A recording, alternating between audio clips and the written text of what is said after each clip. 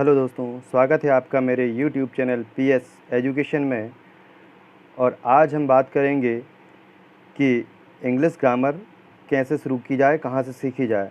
तो दोस्तों, पिछले वीडियो में हमने अंग्रेज़ी के अल्फ़ाबेट और अंग्रेज़ी की बाराखड़ी बनाना सीख लिया है। साथ में सीखा कि अंग्रेज़ी की स्पेलिंग को हम किस तरह पढ़ सकते हैं एवं हिंदी में लिखे हुए नामों को अंग्रेज़ी में किस प्रकार लिख सकते हैं। अब हम इस वीडियो से ग्रामर के अंतर्गत अध्ययन करेंगे कि अंग्रेज़ी ग्रामर क्या है और इसमें किन मुख्य चीज़ों को पढ़कर हम अंग्रेज़ी पढ़ना सीख और समझ सकते हैं।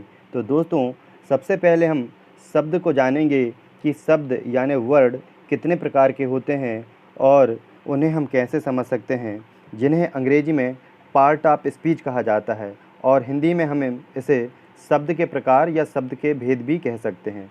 तो मुख्यतः अंग्रेज़ी में शब्द के भेद जो हैं उन्हें 8 प्रकार का बताया गया है। इन्हें ही हम पार्ट ऑफ स्पीच कहते हैं। जैसे एक शब्द लें हम राम, तो यह जो राम शब्द हमने लिया है ये किसी व्यक्ति का नाम है, तो हम इसे संज्ञा कहेंगे। राम के अलावा जैसे कोई भी नाम है, यानी जितने भी नाम हैं संसार में, कोई भी नाम किसी भी वस्तु का यदि कोई भी नाम है तो वह संज्ञा है। जैसे आप दरवाज़ा कह सकते हैं, खिड़की कह सकते हैं, नदी कह सकते हैं। इस प्रकार जो संज्ञा है, संज्ञा को भी अलग प्रकारों में, भागों में बांटा गया है। उसके बारे हम बाद में डिटेल से पढ़ेंगे। फिर दूसरा शब्द हमने एक लिया तुम। तो यह जो शब्द है तुम या मैं या वो, ये जो है संज्ञा के बदले जिन शब्दों को हम उपयोग में लाते हैं ये सभी सर्वनाम कहलाते हैं। फिर हमने एक उदाहरण देखा कि वह स्कूल जाता है, तो जाना जो है वह क्रिया शब्द है। खाना, पीना, सोना, गाना, अधिकांश जिनके पीछे ना वर्ड आ जाता है, ना लेटर आता है, वो शब्द जो हैं वो क्रिया कहलाते हैं।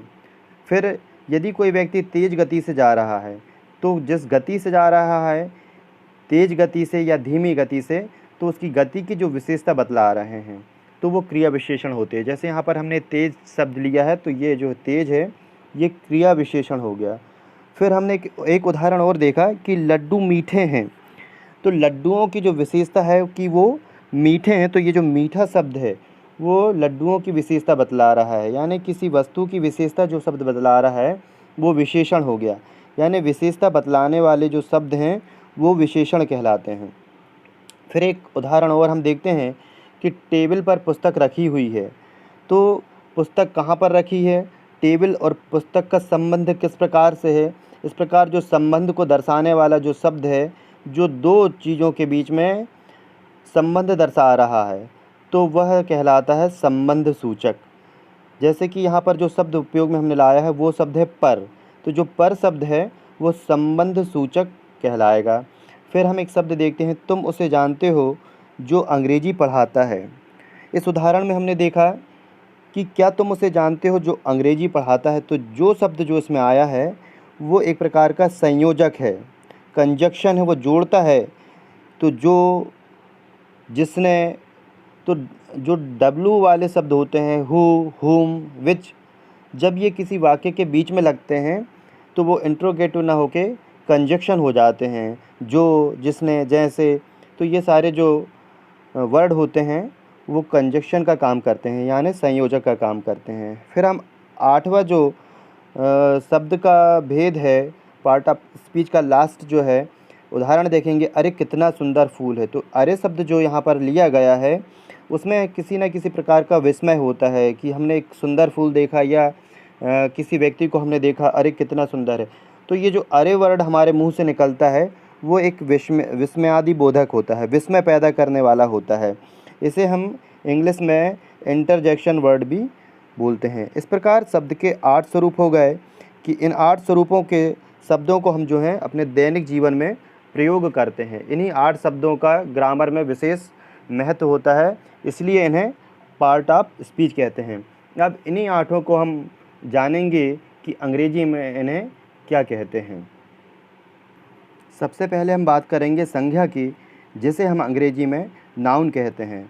तो नाउन का जो डेफिनेशन है, a noun is the name of person, place और थिंग, या एनी नेम, उसको भी हम जो है वो नाउन ही कहते हैं। तो जो नाउन हैं वो मुख्यतः 5 प्रकार के होते हैं। एक होता है कॉमन नाउन, जैसे हम जातिवाचक संज्ञा कहते हैं। दूसरा होता है प्रॉपर नाउन, जिसे हम व्यक्तिवाचक संज्ञा कहते हैं। तीसरा होता है कलेक्टिव नाउन, जिसे हम समूहवाचक संज्ञा कहते हैं। चौथा होता है मटेरियल नाउन, जिसे हम धातुवाचक संज्ञा कहते हैं। और पांचवा होता है एब्स्ट्रैक्ट नाउन, जिसे हम भाववाचक संज्ञा कहते हैं। इस प्रकार ये संज्ञा के 5 प्रकार मुख्य रूप से माने जाते हैं। इसके बाद हम आते हैं प्रोनाउन पे। तो प्रोनाउन को यानी सर्वनाम जो होता है उसे इंग्लिश में प्रोनाउन कहते हैं। और प्रोनाउन भी जो हैं उसके भी 10 प्रकार होते हैं। सबसे पहला होता है पर्सनल प्रोनाउन, दूसरा होता है डेमोन्स्ट्रेटिव प्रोनाउन, तीसरा होता है इंट्रोगेटिव प्रोनाउन, चौथा होता है इंडेफिनिट प्रोनाउन, पांचवा होता है रिलेटिव प्रोनाउन, छठवां होता है डिस्ट्रीब्यूटिव प्रोनाउन, सातवां होता है रिफ्लेक्सिव प्रोनाउन, आठवां होता है एम्फेटिक प्रोनाउन, नौवां होता है रेसिप्रोकल प्रोनाउन और 10वां होता है एक्सक्लेमेटरी प्रोनाउन। ये सर्वनाम जो होता है 8वां, यह सर्वनाम विस्मय या आश्चर्य प्रकट करते हैं, जैसे वाट, हाउ, एलास, हुर्रे, ब्रावो, ओ। इस प्रकार हमने देखा कि प्रोनाउन क्या होता है। विस्तार से हम इनको अगले वीडियो में देखेंगे। अभी हम संक्षेप में 8 जो भाग हैं पार्ट ऑफ स्पीच के उनके बारे में बात करेंगे। तीसरा होता है विशेषण, जिसे हम कहते हैं एडजेक्टिव। एडजेक्टिव जो होता है वो किसी चीज़ की विशेषता बतलाता है। इसके बाद हम देखेंगे वर्ब। वर्ब जो होती है वो किसी भी कार्य का होने का हमें आभास करवाती है कि कोई कार्य हो रहा है, जैसे कोई सो रहा है, कोई जा रहा है, कोई खा रहा है, कोई पी रहा है। तो इनमें जो शब्द आते हैं स्लीपिंग, डांसिंग, ड्रिंकिंग, ये जो वर्ड हैं ये सारे के सारे वर्ब कहलाएंगे। इसके बाद हम आएंगे एडवर्ब पे। तो एडवर्ब जो होता है वो वर्ब की विशेषता बतलाता है। जैसे कि हम एक एग्जाम्पल के तौर पर देखें कि मोहन तेज़ गति से स्कूल जा रहा है, तो जाना वर्ड जो हो गया वो हो गया वर्ब, क्रिया हो गई। लेकिन तेज़ गति से जो जा रहा है तो तेज़ गति इसकी यहाँ पर ये बताएगी कि वो उसका क्रिया विशेषण है फास्ट। फास्ट वर्ड हम यहाँ पर ले सकते हैं कि he is going very fast. तो जो यहाँ पर हमने फास्ट शब्द का यूज़ किया है वो यहाँ पर हमारे लिए एडवर्ब होगा। फिर हम आगे चलते हैं। हमने देख लिया वर्ब, देख लिया एडवर्ब, देख लिया। इसके बाद हम आ जाते हैं संबंध सूचक अव्यय। इसे हम अंग्रेजी में प्रीपोजिशन कहते हैं। पोजीशन का मतलब होता है किसी चीज़ की स्थिति निर्धारित करना। जैसे हमने एक एग्जाम्पल देखा था कि टेबल पर पुस्तक रखी हुई है, तो पुस्तक कहाँ रखी हुई है? टेबल पर रखी हुई है। तो टेबल और पुस्तक के बीच में एक संबंध है कि वो कहाँ पर रखी हुई है। तो जो पर शब्द आया है वो एक संबंध सूचक अव्यय है।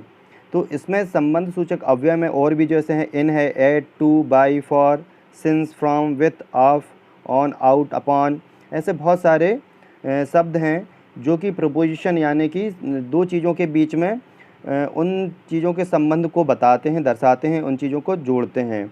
इसके भी कई प्रकार हैं, ये हम डिटेल में बाद में देखेंगे। इसके बाद जो अगला पार्ट ऑफ स्पीच आता है वो आता है समुच्चय बोधक अव्यय, जिसे हम कहते हैं कंजक्शन। ये जो है कंजक्शन शब्दों या वाक्यों को जो है जोड़ता है। ये दो वाक्यों को आपस में जोड़ने का काम करता है। इसके ये जो कंजक्शन के टाइप होते हैं वो जैसे एंड है, or, but, either, or neither, nor, as well as.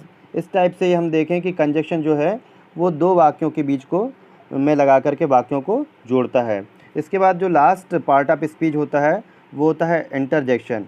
Interjection का मतलब होता है विस्मय बोधक अव्यय। जैसे कि ये इसके एग्जाम्पल हैं ब्रेवो, एलास, हुर्रे। जैसे कहीं कोई अच्छी घटना हो गई हो तो हम कहते हैं आश्चर्य करते हैं, अरे ऐसा हो गया। या कोई ख़राब घटना घट गई हो तो हम अफसोस करते हैं, अलास, विबासी इज़ डेड, अफसोस की विबासी की मृत्यु हो गई। इस प्रकार हमने पार्ट ऑफ स्पीच देखे हैं कि किस प्रकार हम शब्दों के 8 प्रकार होते हैं और 8 प्रकार कहाँ कहाँ कैसे उनका उपयोग किया जाता है। ये इंग्लिश ग्रामर की एक विशेषता है। आज हमने शब्द के 8 स्वरूपों, 8 भेदों के बारे में पढ़ा। अब जिन्हें हम अगले वीडियो में विस्तार से जानेंगे। उसके बाद हम सेंटेंस कैसे बनाते हैं, वाक्य रचना पढ़ेंगे। फिर हम टेंस यानी काल के बारे में पढ़ेंगे। इतना सीखने के बाद हम आसानी से अंग्रेजी पढ़ एवं समझ सकते हैं। तो सभी वीडियो को ध्यानपूर्वक देखिए, साथ में इस वीडियो में बताई गई चीज़ों को नोटबुक में लिख करके उनका प्रतिदिन अभ्यास भी कीजिए। हो सकता है कि आप इन चीज़ों को पहले से जानते हो, पर उनका रिवाइज़ कर लें तो इसमें कोई समस्या नहीं होनी चाहिए। इससे हमारी मेमोरी फिर से अपडेट हो जाएगी। कोई सुधार या सजेशन हो तो आप कमेंट बॉक्स में बता सकते हैं। वीडियो अच्छा लगे तो लाइक कीजिए एवं चैनल को सब्सक्राइब ज़रूर करें, जिससे आने वाले सभी वीडियो आप देख सकें और सरल तरीके से अंग्रेजी सीख सकें। धन्यवाद।